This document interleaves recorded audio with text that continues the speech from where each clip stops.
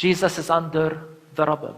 When we justify, rationalize, and theologize the bombing of children, this message is our message to the world today, and it is simply this: this genocide must stop now.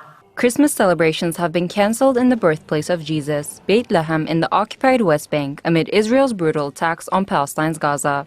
In the heart of the city, a massive Palestinian flag has been unfurled alongside banners calling for a ceasefire.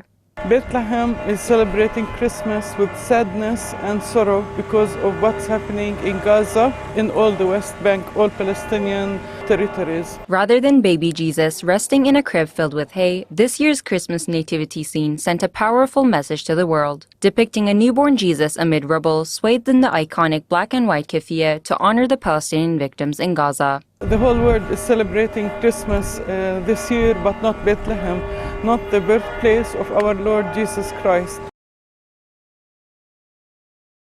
Bethlehem is a biblical city in the occupied West Bank, home to the Church of the Nativity, where Christians believe Jesus was born more than 2,000 years ago. Currently, Christians make up around 2% of the population across Israel and the occupied Palestinian territories. Thousands of tourists and pilgrims that usually flock to the Church of the Nativity in Bethlehem are nowhere in sight. Instead of the usual colorful and festive celebrations, including a giant Christmas tree, marching bands, and extravagant nativity scenes, Palestinian Christians held candlelit vigils and prayers for peace in besieged Gaza. Really different this year because of the war in Gaza. Normally we celebrate with big celebrations, this big feast for us, Christmas. Since October 7, Israel has restricted movement in Bethlehem and other Palestinian towns in the occupied West Bank.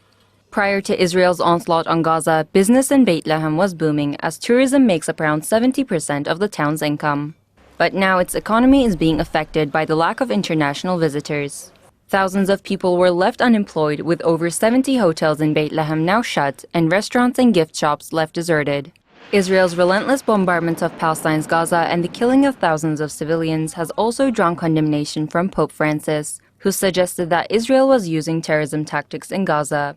The Pope also denounced Israel's attack on Gaza's Holy Family Catholic parish, where 2 women were killed by an Israeli sniper. He condemned the killing, saying unarmed civilians were targeted by shelling and gunfire. Civili inermi sono oggetto di bombardamenti e spari. Qualcuno dice è il terrorismo, è la guerra. Sì, è la guerra, è il terrorismo. The killing also sparked reactions from the head of the Roman Catholic Church in England and Wales, Cardinal Vincent Nichols. Well, it's certainly a cold-blooded killing.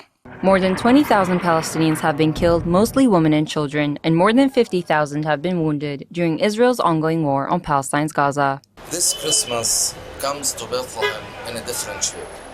Nowadays, Bethlehem, as any other Palestinian city, in mourning. We feel sad.